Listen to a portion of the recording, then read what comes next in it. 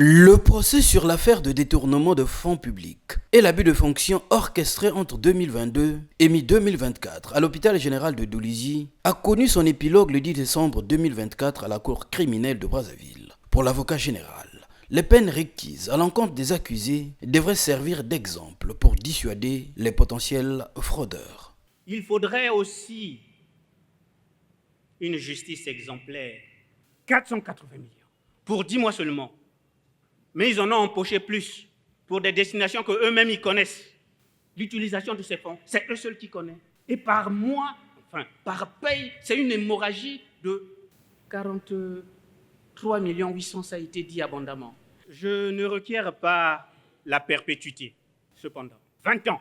Et c'est déjà être clément. 20 ans, Monsieur le Président, de réclusion criminelle.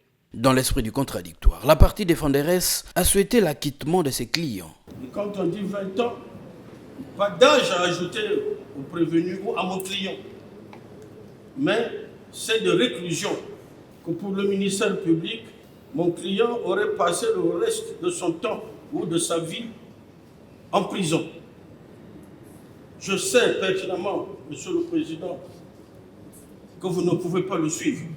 Statuant en dernier ressort, la Cour d'appel, par son président, a prononcé la condamnation de l'ancien directeur général de l'hôpital de Doulizi et son directeur économique et financier.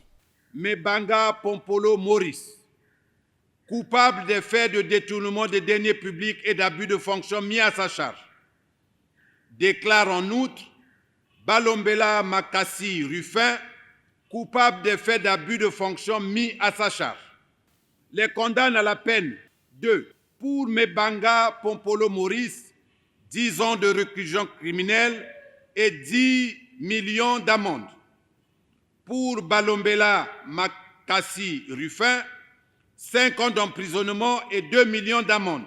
Si l'acquittement des autres co-accusés a été une satisfaction pour la défense, les amendes pécuniaires de 10 à 2 millions de francs CFA infligées aux deux condamnés sans remboursement des deniers détournés ne semblent pas satisfaire la partie civile représentée par maître Jean Bantimba.